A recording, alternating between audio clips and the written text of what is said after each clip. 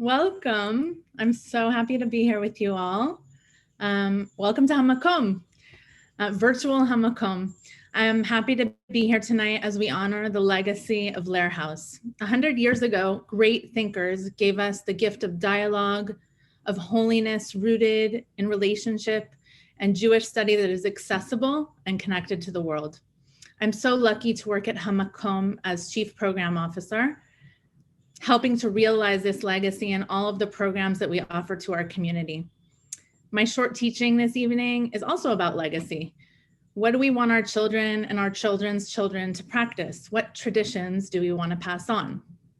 So if you can take a minute to think to yourself of a Hanukkah tradition, since we're in Hanukkah right now, that you practice, that you love, and you would really love it if the next generation would also practice it. If you could share in the chat some of the Hanukkah traditions you're thinking of. It could be things that you do with your family. It could be something you did in other Jewish contexts. So please share now in the chat a Hanukkah tradition that you want the next generation to practice. I see we have latkes, which are an age-old tradition from Eastern Europe. Yes. Anyone else? Lighting the candles, great.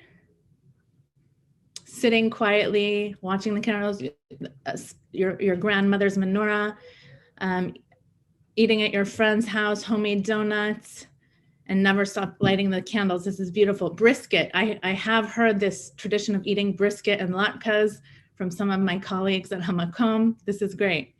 One thing that we started doing this year in my family is that we started, after we light candles, we just dance. We just do a dance in the living room. So I don't know, we just started to spontaneously doing it. And we have Zoom lighting candles across the US. This is great.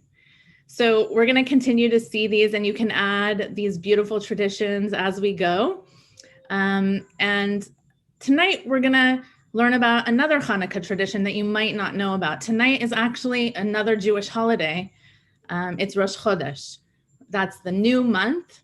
Rosh Chodesh means the head of the month, and it's the new Jewish month of Tevet. In Jewish tradition, celebrating the new Jewish month is considered a woman's holiday. There are Rosh Chodesh groups where women get together and celebrate together. And the reasoning for this harkens back to the episode of the Golden Calf, where women declined to participate in the fundraising effort to make the Golden Calf, and they were rewarded with this special holiday once a month. So Rosh Chodesh Tevet, the new month of Tevet, in Tunisia and other North African Jewish communities is called Eid el-Banat, or Chag HaBanot, which means holiday of the girls. And it's a holiday about women, about heroism, about friendship and celebration. And despite so I'll tell you a bit about the background. Why is Eid al-Banat on Rosh Chodesh Tevet in the middle of Hanukkah? So despite the fact that the dominant stories of Hanukkah are mostly about men, there has been a series of traditional stories that connect women's heroic acts to the story of resistance against these rulers and armies. One of these is the Book of Judas. Although not part of the Old Testament canon, it tells of a Jewish widow, Judith, who bravely tricks and kills the chief general of the Syrian Greek army. And although this story doesn't directly connect to the Hanukkah rebellion, it's a story of heroism that has kind of been joined together with the holiday of Hanukkah. Also, Eid el-Banat has connections to the Book of Esther. The Book of Esther tells that the month of Tevet is when Queen Esther was crowned, and many of the Rosh Chodesh Lebanot practices are similar to those that we celebrate on Purim. So I think if you keep going in the slides, there's a list of traditions, and we can go back to those pictures in a moment. But some of the traditions of Eid el-Banat, I'll tell you about them. Some women, it's really different depending on which community you're in. And it's Eid al-Banat is celebrated mostly in Tunisia and in Djerba, which is an island off of Tunisia, but also in other North African countries, Libyan Jewish communities, Moroccan Jewish communities. So in different communities, women would go to synagogue to kiss the Torah and pray and say blessings. In some communities, they would prepare donuts called svinge, which is fried dough covered in sugar. Women would get together for a festive meal where they would sing and dance without the presence of men. Mothers would give their daughters gifts, bridegrooms would give their brides gifts, and it was also a time of reconciliation.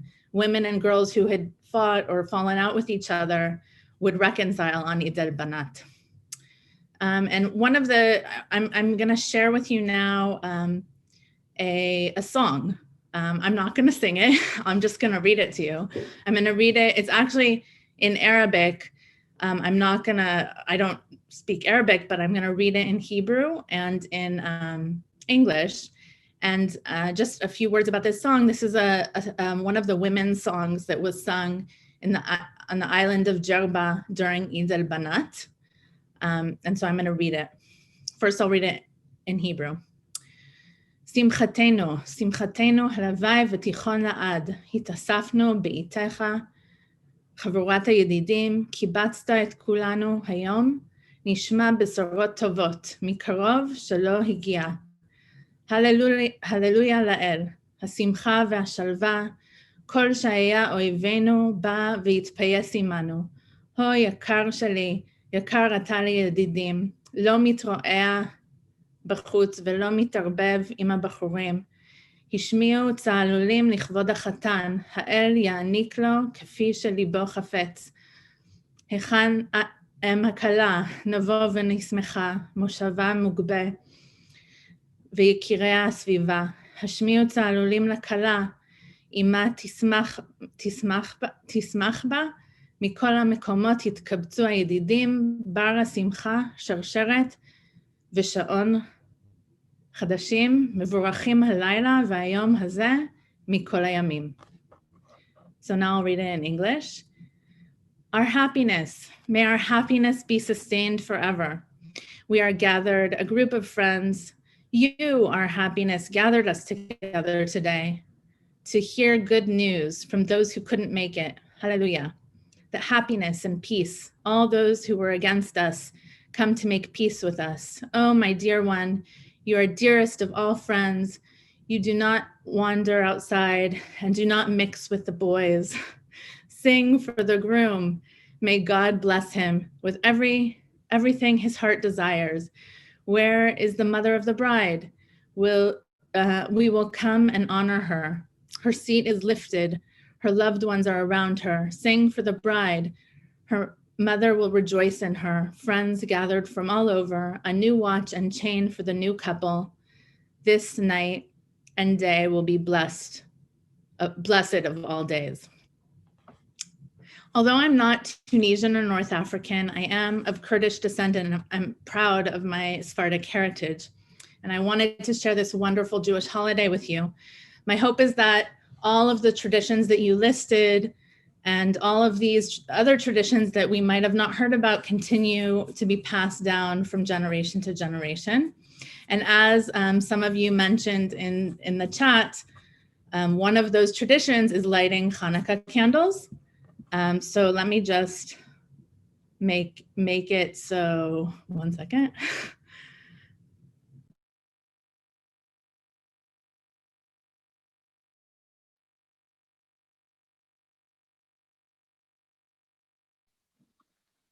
Should I have not put that slide up?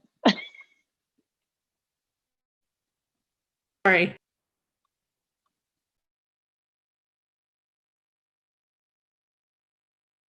Sorry, I'm just trying to change my background so you can see the lights. One second. Okay. So I'm going to light the candles. And everyone, if you have candles at home and you want to join me, that would be wonderful.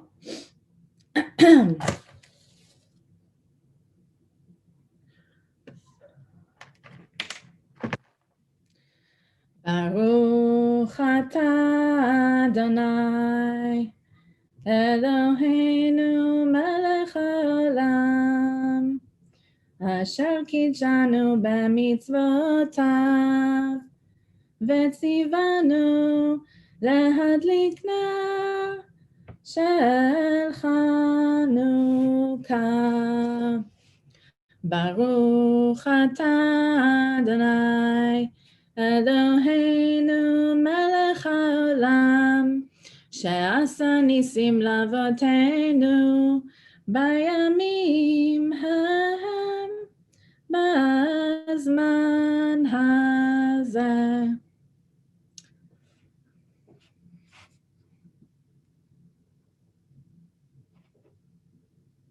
Thanks. I think Jamie is up next. Thank you so much. Hi, everybody. Welcome. Welcome to the sixth night of Hanukkah with HaMaqom. My name is Jamie Baxter, and I am the Executive Director and CFO at HaMaqom. And I speak for the whole team in saying that we are so happy to see you all, and we've been enjoying lighting candles in community and learning together for this past week, and we're looking forward to continuing to do so. So feel free to join us for all the remaining nights as well. Tonight is extra special as we introduce the first annual Lehrhaus Legacy Lecture in celebration of the centennial founding of the original Lehrhaus in Germany. The annual Lehrhaus Legacy Lecture is made possible by generous donors: Ingrid B. Tauber Fund, Moses Slabitsky, Eve Bernstein, Marty Aufhauser, Lisa Douglas and Steve Perlmutter, Joanne Jacobson, and Hugh and Marianne Winnig. It is my honor to introduce our founder, award-winning historian, and beloved Jewish educator, Fred Rosenbaum. Fred became the founding director of Lehrhaus Judaica in 1974 and went on to lead our organization for more than 40 years. He has written 8 books on modern Jewish history, including Cosmopolitans, a social and cultural history of the Jews of the Bay Area, and his work has been translated into a dozen languages. Among many honors, he is a winner of the Anne and Robert Cowan Lifetime Achievement Award for outstanding writing on Jewish themes by a Bay Area author, and was the first educator from Northern California to receive the award for exceptional Jewish educators from the Covenant Foundation. We are so excited and honored to welcome Fred to give this year's inaugural Lehrhaus Legacy Lecture, and I know you will join me, even while we are all muted, in welcoming him. Thank you. Thank you. Thanks a lot, Jamie.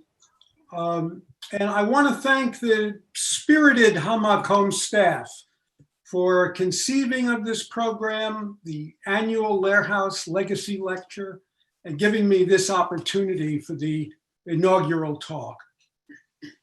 Now, I'm often asked why I chose the German name Lehrhaus, House of Learning, when I opened the school back in 1974. Well, as a graduate student in Germany and at Berkeley, I discovered that a school of that name, founded in Frankfurt in 1920 by the philosopher Franz Rosenzweig, had had a revolutionary effect on adult Jewish education and was the impetus for a wide-ranging Jewish renewal throughout interwar Germany. I realized that its bold new ideas about teaching and learning, as well as the depth and breadth of its curriculum and its inclusiveness and nurturing spirit, all of that could be transplanted to the Bay Area. Like Frankfurt's Jews in the 1920s, we've been highly assimilated, but also, like them, intellectually curious and creative. Now, Rosenzweig was a young man when he created Lehrhaus, and he was pointed toward a successful academic career. He held a doctorate in philosophy, and he was offered a professorship. But instead, he took the road less traveled forsaking the ivory tower, which he felt was too rigid, too hierarchical, and most important, distant from the general public. He saw professors walk into a large auditorium, read a lecture in a monotone without looking up, and then leave without taking any questions, and then remain inaccessible for the whole semester. By coincidence, I studied at one of the universities that Rosenzweig had attended around 60 years earlier, Göttingen. And I can say the atmosphere he described hadn't changed very much. Now, he was also not interested in giving exams and grades or handing out academic credit and degrees. Although he was himself a prolific author, he even felt that scholarly books were not the prime need. Rather, what we need are truly Jewish human beings, he said. Text people more than textbooks. He would reach that goal by establishing an institution to pique the interest of adults of all ages, engaging them through stimulating evening courses. Rather than focusing primarily on young adults, as the university did, he felt older participants brought more life experience to the subject, and further that they would share the knowledge and enthusiasm they gained with younger people. And he modeled and fostered deep friendships among the students and faculty, thus creating a questioning, caring, ongoing learning community. By the way, this has been one of the most rewarding aspects of my own career. Whereas friends of mine who are professors sometimes say, the students are getting younger every year. Well, I have aged along with my students. There are some at this event tonight with whom I've learned since the mid-1970s. And I hope our conversation never ends. Now, the broad age range, that was only one example of the diversity at the Frankfurt Lehrhaus. Among the roughly 1,000 who enrolled each semester were men and women, people of all social classes, newly arrived East European immigrants and native Germans, Zionists and non-Zionists, and those of every stripe of Judaism. Rosenzweig also invited Christians and Buddhists and engaged them in dialogue. He envisioned Jewish learning benefiting from other faiths and beliefs. So he departed not only from the university framework, but also from the traditional Beit Midrash, dating from ancient times, that generally included only learned Jewish men studying rabbinics. Rosenzweig sought a road back from assimilation, but not to the largely cloistered, often ghettoized Jewish mindset of generations past. He felt at home with much of modern German culture, greatly admired it, and would not give that up. He was enamored with Bach and Beethoven, Goethe, and Heine.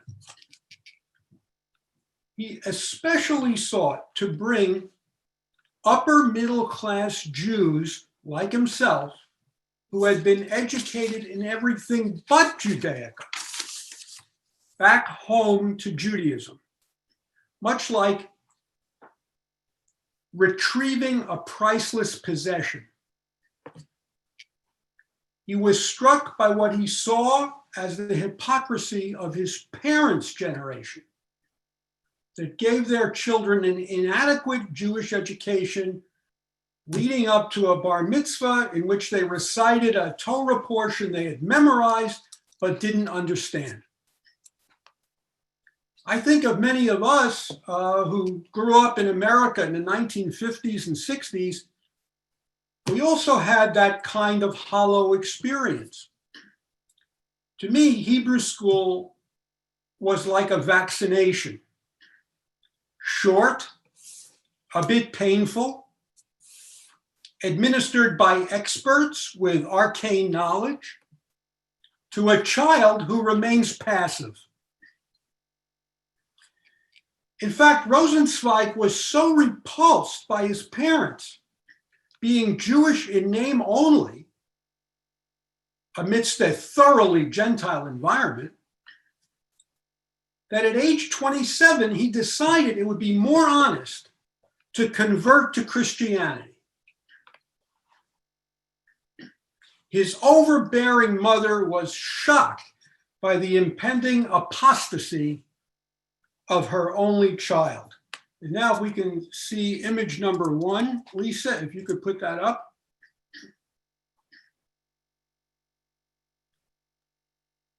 And there you see him as a university student. And you see he is really projecting an image of a young Prussian gentleman. He's about to make his way in society.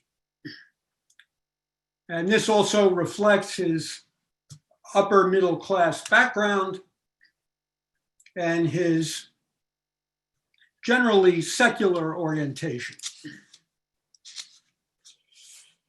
Let's leave the, no, let's go back to that one. Thank you. Let's leave that up for a second. He decided to spend his final day as a Jew at Yom Kippur services in a small Orthodox shul. And there he experienced a kind of epiphany. After much deliberation with his closest friends, including a cousin who had converted to Christianity, Rosenzweig resolved to remain a Jew and make Judaism the basis of his life and thought. Thus began his extraordinary career, which would last barely a decade and a half until his death in 1929 at age 42. Okay, we can remove that slide now. Thank you. We're not ready for that one yet. Let's just go back. We don't need that one yet. Nope. Okay, just go back. Okay, if you could just remove that one, and then we'll put up the next one later. That's it. Thank you.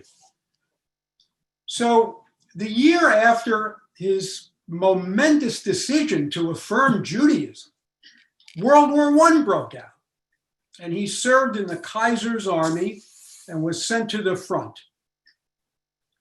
By the way, this was typical of the German Jews. They served and they died in battle in virtually the same numbers per capita as the German population as a whole. But World War I did not slow him down. In the military, he began writing his magnum opus, the path-breaking theological tract, Star of Redemption. He wrote it on army postcards that he mailed home to his mother for her to transcribe. He later became known as the thinker in the trenches, and once wrote home that he feared an enemy attack, but only because it might distract and delay him from finishing the manuscript. While in uniform, this thoroughly German Jew encountered vibrant Yiddish-speaking Jews in Warsaw and Sephardi Jews in the Balkans. He was enthralled by their fervent praying, folk songs, traditional costumes. He famously declared, "Nothing Jewish is alien to me. His mother was again shocked at her son, for she had long dismissed the Eastern Jews as backward fanatics. So Rosenzweig was first less Jewish than his parents, in that he wanted to abandon Judaism altogether, and later more Jewish than them. And this is another pattern we've often seen in post-war America. Now, after he returned from the army, he would live as an Orthodox Jew, but he rejected observance based on habit or the pressure of others. For him, Jewish practice had to result from the sincere desire of an individual. It could be a gradual process. When asked if he performed a particular mitzvah, he often refrained from saying yes or no and replied, "Not yet." This formulation has ever since been a source of comfort and guidance for Jews seeking a road back. And for that reentry, he knew that the magnificent mansion of Jewish civilization held a great variety of portals and rooms. So the extent of the Lehrhaus catalog, roughly 60 courses a semester, was all-encompassing. Rosenzweig felt that grappling with the classical texts, especially in the original, that was the highest form of Jewish learning to him. And he himself taught biblical Hebrew. But he also offered history, philosophy, sociology, anthropology, archaeology, psychology, modern literature, and the arts, all through a Jewish lens, as well as classes in Yiddish, which was often denigrated by German Jews like his mother. There were also courses in current events. One can imagine what was discussed in those courses in interwar Germany. The Frankfurt Lehrhaus was studded with luminaries, and now, Lisa, if we can put up image number 2. Right, this is Rosenzweig around the time that he created the school. He's 33 years old. And he, along with Martin Buber and Abraham Joshua Heschel, both of whom would later direct the school, they are often considered the 3 most influential modern Jewish thinkers.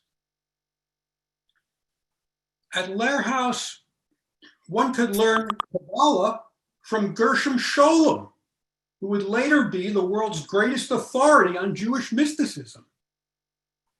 There was philosophy with Erich Fromm, art with Marc Chagall, modern Hebrew literature with the future Nobel Prize winner, S.Y. Agnon. And among several women on the faculty was Bertha Pappenheim, one of the leading Central European feminists. Okay, we can remove that slide. Thank you.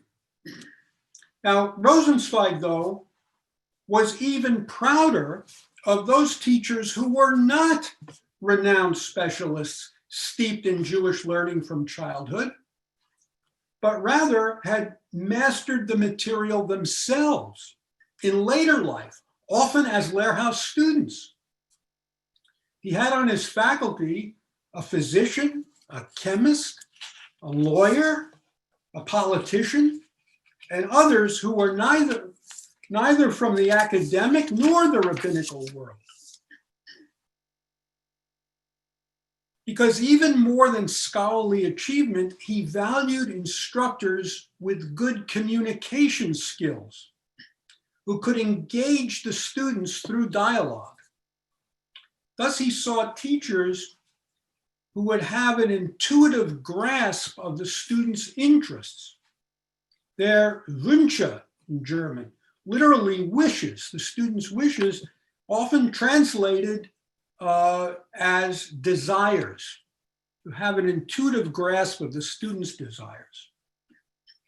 He rejected the notion of the teacher pouring information into the heads of students like a funnel. Rather, his image of the teacher was that of a pump, stimulating and drawing forth the precious waters already there. The most important thing I've learned from Rosenzweig is this method of instruction, dialogue. He wanted people to freely seek their Jewish identity, and he maintained that the questions were more important than the answers. He strongly encouraged students and teachers to frequently exchange places in the classroom. The teacher was not even to come to class with an unbending lesson plan. In fact, he or she was not to know in advance where the discussion would lead. Can we have the next slide, Lisa? Martin Buber was especially suited for this model. In 1923, he completed his masterwork, I and Thou. And even from the title, you can see his own emphasis on intimate dialogue. Buber sought not only to listen to others, but to listen attentively, as with a third ear. But renowned though he was, Buber was a recluse, ensconced in his home in the small town of Heppenheim. In his mid-40s, and this is what he looked like when Rosenzweig met him, in his mid-40s, he was quite shy and had a speech defect. Rosenzweig persuaded him to make the hour-long train trip to Frankfurt once a week to teach at Lehrhaus. Buber had taught before, but only in large lecture halls. The Lehrhaus format of give and take between teacher and student in a seminar room rather than an auditorium was new to him, but he soon mastered the dialogical approach. And you can see from this quote, he's already, feeling the tension between just being in his study and writing his books and interacting with others. Now, obviously, these two preeminent philosophers had a lot in common, and they became the closest of friends. But they sharply disagreed on some fundamental issues. Buber was a dedicated Zionist and would make Aliyah and spend the last 3 decades of his life in Jerusalem.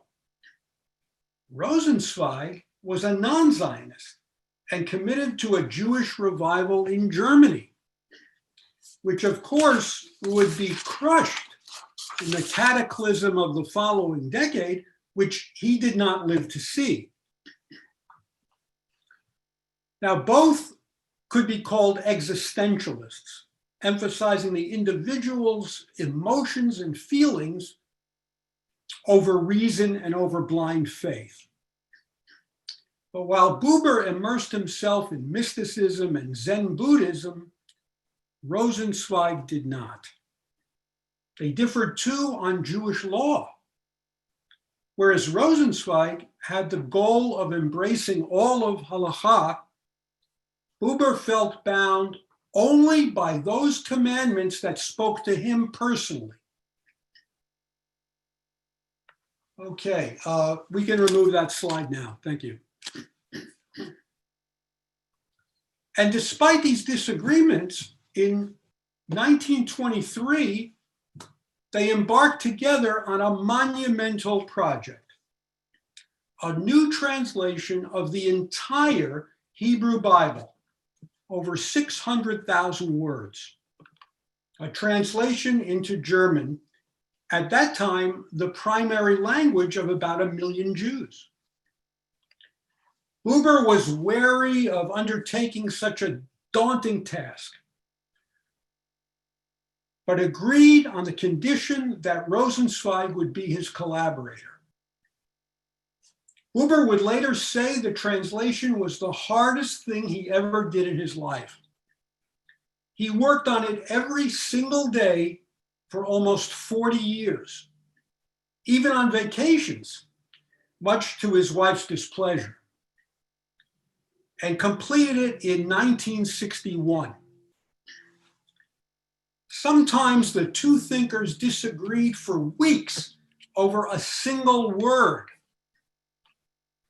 Working so much together in Rosenzweig's home, his 7-year-old son believed that his father and Uncle Buber, as he called him, that they were not translating the Bible, but actually writing the Bible. Their ambitious joint venture exemplified the friendship, the collegiality, the collaboration that permeated the Lehrhaus atmosphere. They showed how learning and humanity were intertwined. For all of its achievements, the school truly flourished only through 1926. It would exist until it was closed by the Nazis in 1938, but never with the same vitality as the first 6 years. One reason was lack of funds. The economy of the Weimar Republic was one of boom and bust.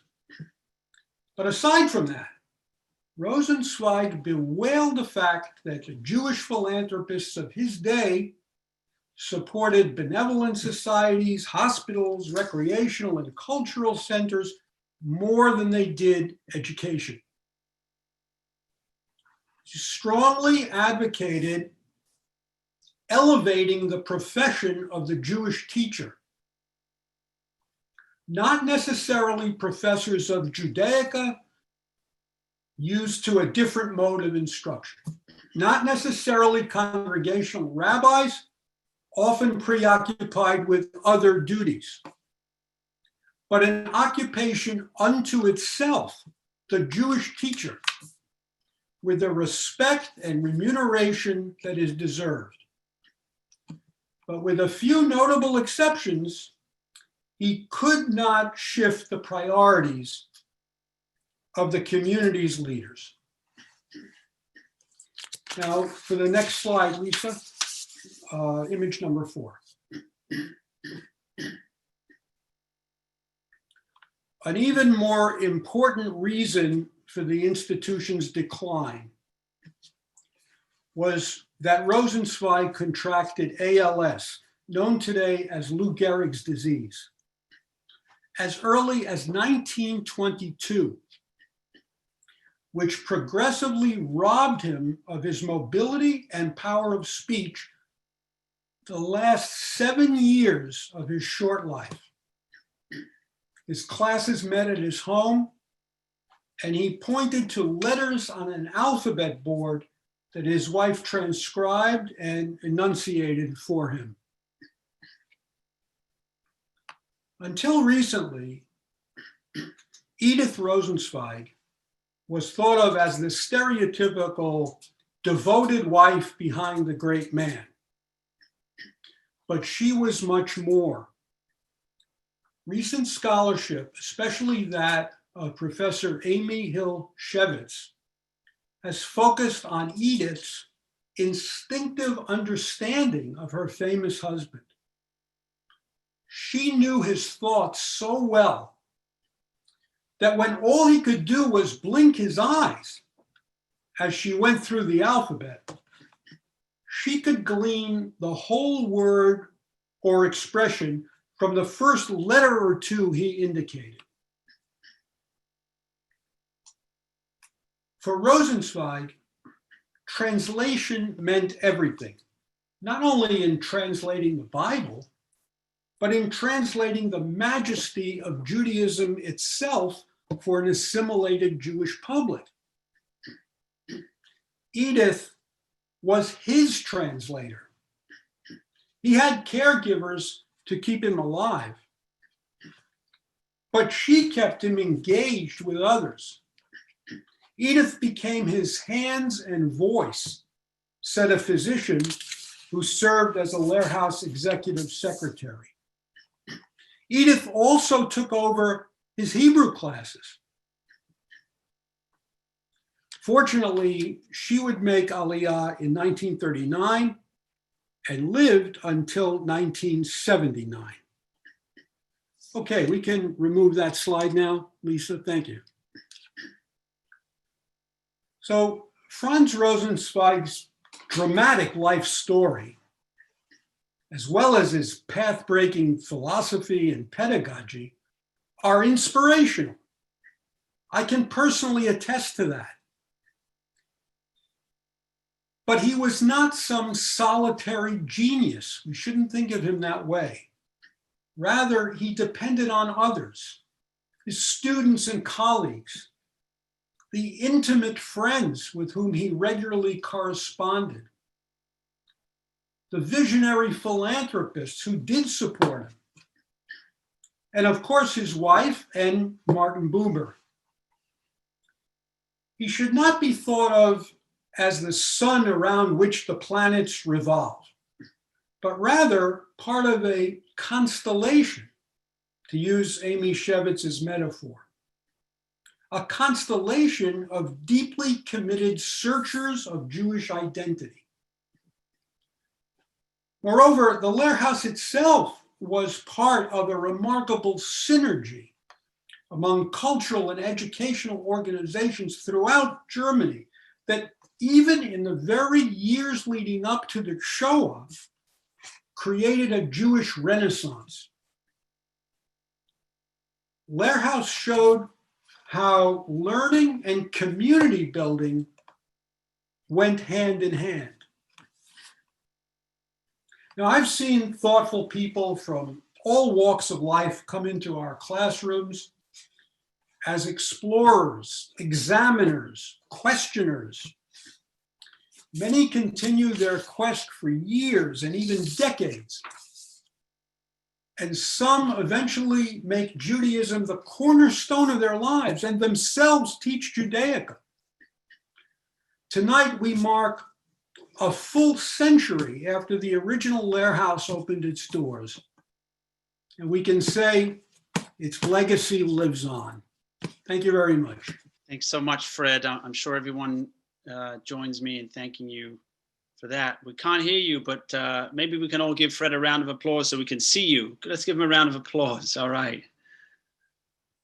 Thanks so much. Good evening, everybody, and happy Hanukkah. My name's Darren Kleinberg, and it's my privilege to serve as CEO here at HaMaqom, and it's my privilege to follow Fred. Who can follow Fred? Certainly not I, but he was generous enough to ask me to say a few words after his presentation. You know, Fred is a real hero of mine. When I founded Valley Beit Midrash in Phoenix in 2007, Lehrhaus and Fred's work was really my inspiration for creating that organization.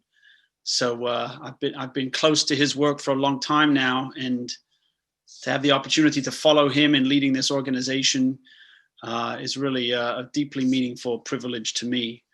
I just want to offer a few remarks, and I want to start actually with Fred's closing sentence from his presentation. Fred said, "A full century after the original Lehrhaus opened its doors, its legacy lives on." And this is really true. It lives on here at HaMaqom, and thanks to our work throughout our Bay Area Jewish community and beyond. This year during COVID, almost 3,000 people have logged on to more than 150 learning opportunities, And we've provided almost $50,000 in scholarships to more than 600 individuals who were unable to pay the full price of admission. As one of our participants recently wrote to us, quote, "I offer gratitude to your staff and educators who have made an otherwise isolating pandemic an opportunity to connect with people and ideas I would not have experienced without you." This is why our work is so important. That's today. But if we go, when Lehrhaus Judaica was founded, it was at the leading edge of a decades-long investment in Jewish learning throughout the Bay Area. Today, almost half a century later, our community boasts an extraordinary array of organizations advancing the cause of Jewish education. Dozens of preschools and Hebrew schools, half a dozen overnight camps, 10 K-8 Jewish day schools, 3 Jewish high schools, and a rich variety of cutting-edge organizations such as the Jewish Studio Project, Jewish Learning Works, PJ Library, Urban Adamah, Wilderness Torah, and many, many more. These are just a small sampling of the creative centers for Jewish learning that dot our community landscape. This network of organizations, their leadership led by hundreds of educators, rabbis, and scholars, and the many generous supporters who make all of this possible, some of whom are here this evening, have established the Bay Area Jewish community as a leading indicator for the shape of things to come in the broader American Jewish community. Or, as my friend Mark Dollinger likes to say, as goes the West, so goes the rest. You know, over a century ago, in 1905, a now famous stained glass window was installed at Shereth Israel Congregation in San Francisco. The artist depicted Moses coming down with the Ten Commandments, not from Sinai, but instead from Yosemite with Half Dome and El Capitan in the distance. At the time that the window was installed, it reflected the strong vein of anti-Zionist feeling that was present in the congregation and its leadership, including its senior rabbi, Jacob Nieto. Today, I think we can imagine its message rather differently. The image of Moses coming down from Yosemite represents the Torah that will go forth from this community. Like the ancient Israelites waiting to receive the original Torah, we stand on the precipice of a new era in American Jewish life.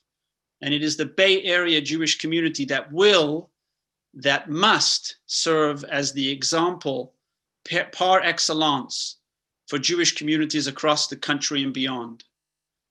Our Bay Area community is home to the most diverse Jewish community in the world today, and possibly at any point in Jewish history, save maybe for the return from the Babylonian exile in the 5th century before the Common Era. And as such, as the most diverse Jewish community in the world, we can be the example of what it means to be an inclusive community. The rich diversity of our community was captured recently in the Federation's 2018 Portrait of Bay Area Jewish Life and Communities. For example, ours is a community made up of people of all ages. There are as many members of our community under the age of 18 as over the age of 60. Ours is a community of both Jews and non-Jews. Almost 1/4 of all people living in Jewish households in the Bay Area self-identify as non-Jewish.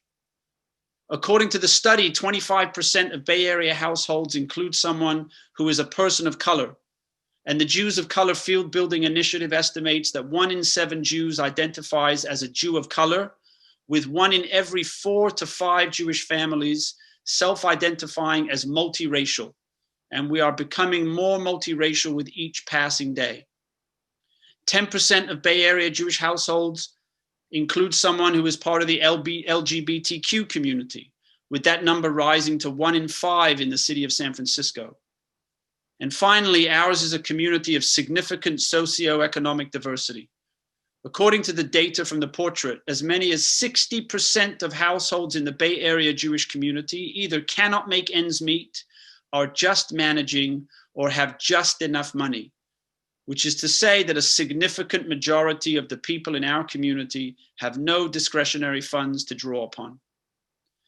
Just as Rosenzweig welcomed the full diversity of the German Jewish community of his time, the Torah of our community must be one that welcomes and reflects the full diversity and complexity of those who call the Jewish community their home. Jews and non-Jews, born Jews and Jews by choice, white folks and people of color, gay, straight, cis and trans, people of differing abilities, those who are wealthy and those who are struggling to make ends meet. This is who our community is.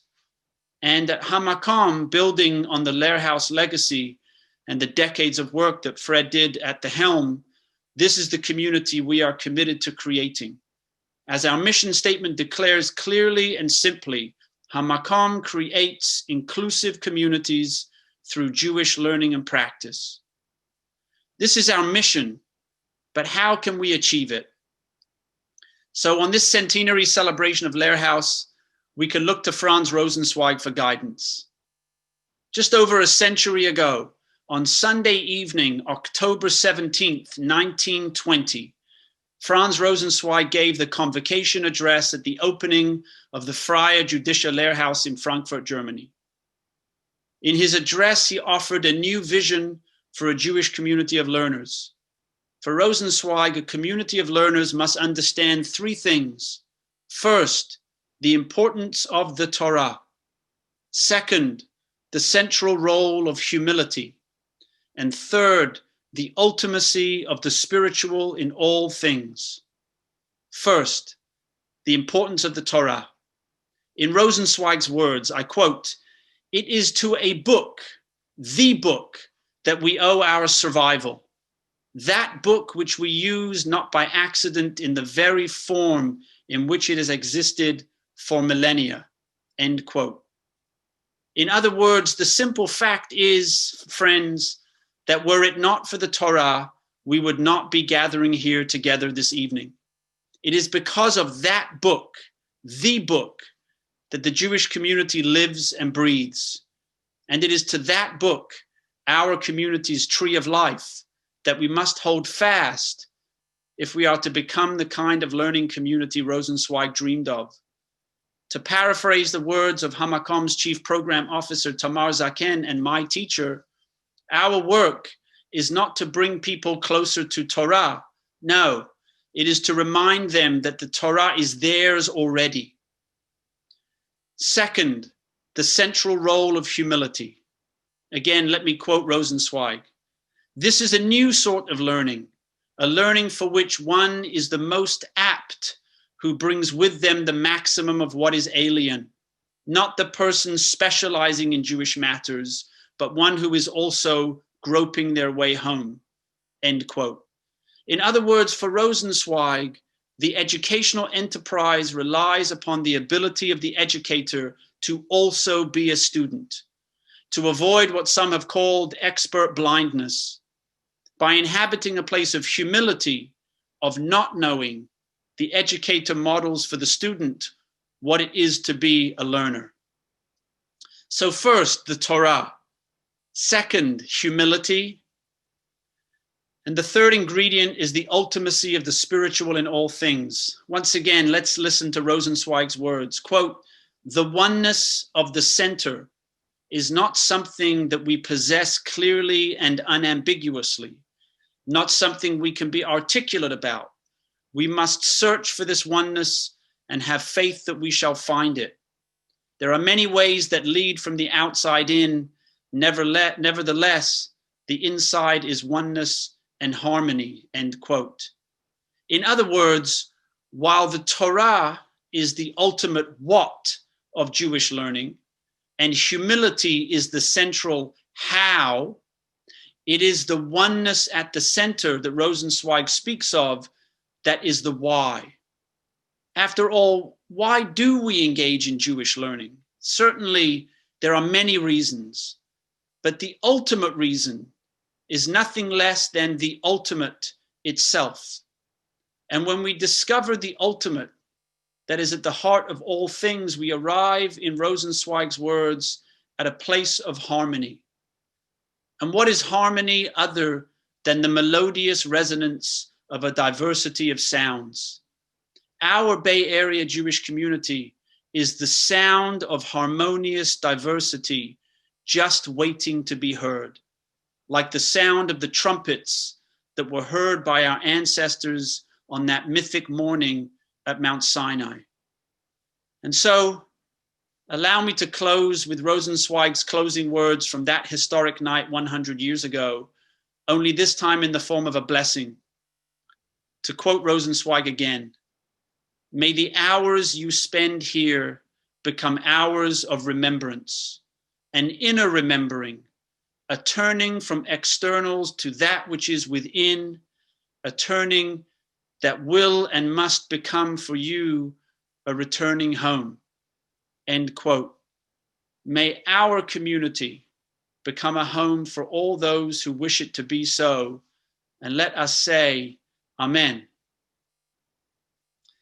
And I'll offer one more blessing. If you've studied with me before, you'll know it's a favorite. Every morning when I wake up, I say my morning blessings, and there's one passage that says, "These are the things for which there is no limit." So I believe that giving thanks is one of the things for which there is no limit. And so I would like to offer a blessing of thanksgiving to Fred for what you have done for this community, for the people you have touched, for the lives you have changed. To a blessing of thanks to Lehrhaus Judaica for its almost 45 years of transformative impact in this Bay Area Jewish community. A blessing of thanksgiving to Franz Rosenzweig, who lived a short life but had an extraordinary impact on the Jewish people and Jewish history. And a blessing of thanksgiving. You know, our staff has been talking about this event for weeks and weeks. And the feeling of privilege that we are able to continue this legacy, to somehow take the baton from Fred, from Rosenzweig, from a Jewish educational institution that was destroyed by the Nazis, that we would be here 100 years later and we would be gathered together in community, is really something quite extraordinary and sometimes hard to believe. I certainly have to pinch myself most days when I get up in the morning and I say Modeh Ani. I'm so thankful for the opportunity to be with you all this evening. And so, with your permission, I'd like to offer a blessing of thanksgiving. If you know the tune, you can join with me and sing at home, and I'll translate it, and we can say Amen at the end. Baruch atah Adonai Eloheinu melech haolam, shehechianu v'kimanu v'higianu lazman hazeh. Amen.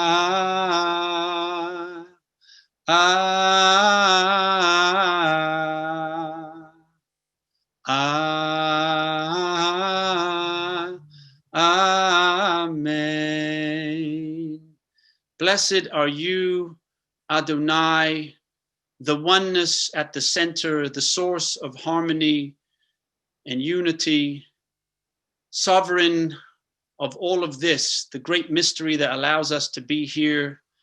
Blessed are you for giving us life, shehechianu, for allowing us to linger here for some time, v'kiyimanu, and for bringing us all together in this moment, at this time, to celebrate this miracle. And let us say, Amen. Amen. Thank you, everybody. It's my pleasure to introduce our Director of Development, Jenny Circle, who's going to say a few closing words. And actually, you know what? I'm looking at the time. I think we have some time for questions.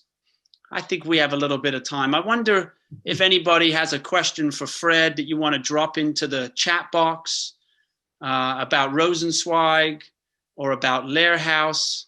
Maybe we'll linger a little bit more of that v'kiyimanu. I wonder if anybody has a question out there. If you do, just drop it in the chat box, and we'll see if we can respond to any questions you might have. I think I'll start. Fred, I want to ask you a question.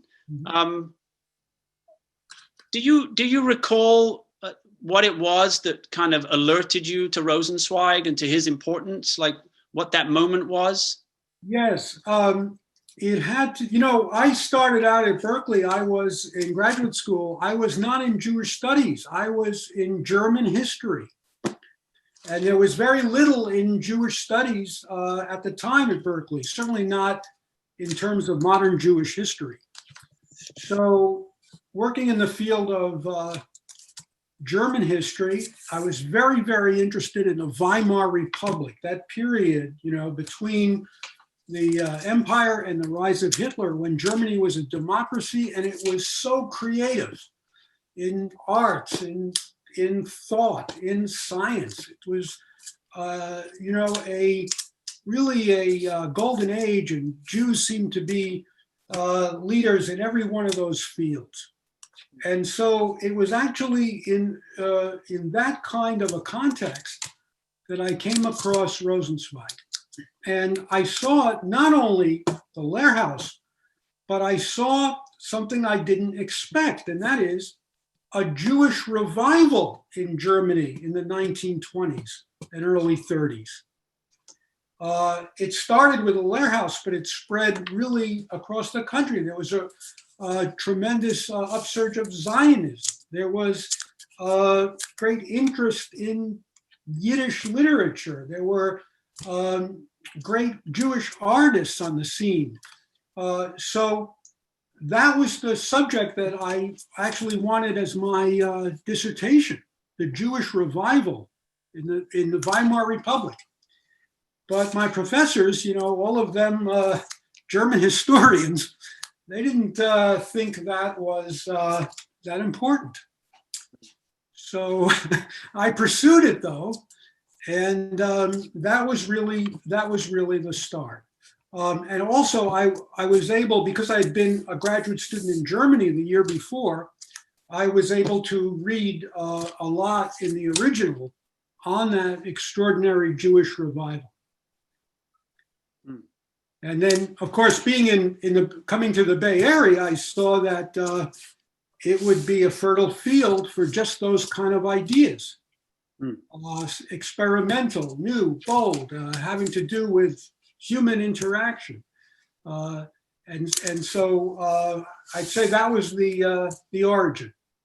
That's a great story. We got a question here from Rabbi Ruth Adar. Fred, do you know if any of the postcards remain that Rosenzweig sent back from the front with his notes for the Star of Redemption? Yes, they do. And that's how we know about this.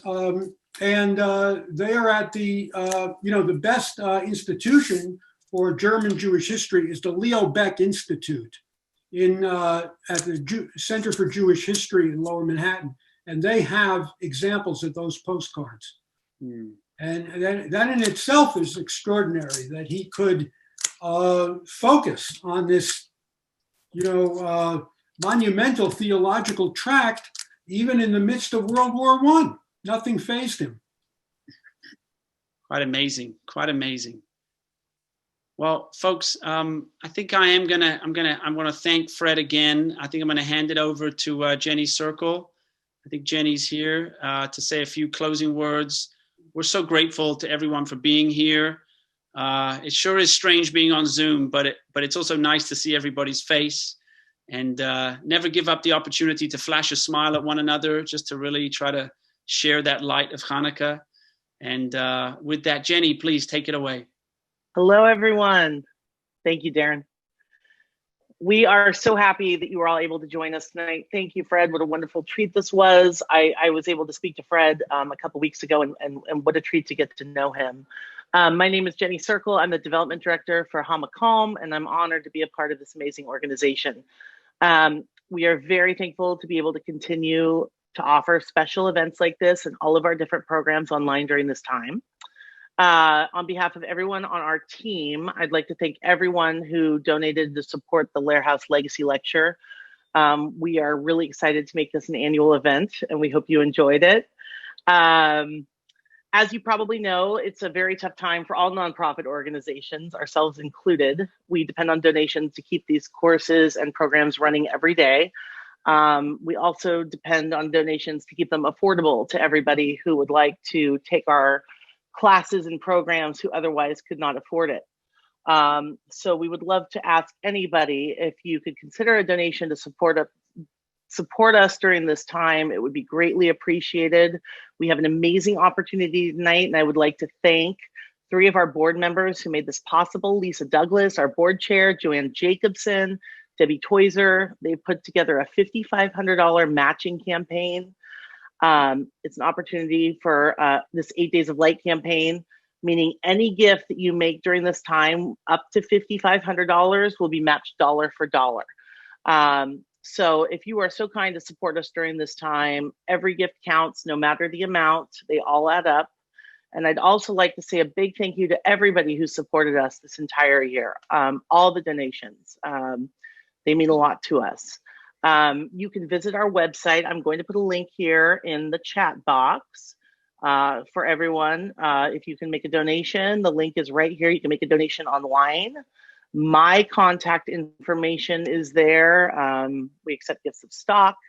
If you have any questions, please reach out to me. And again, just thank you for being a part of tonight. Thank you for being a part of the last couple of nights we've done this 8 Days of Light series. And we just appreciate all of you being a part of this wonderful community.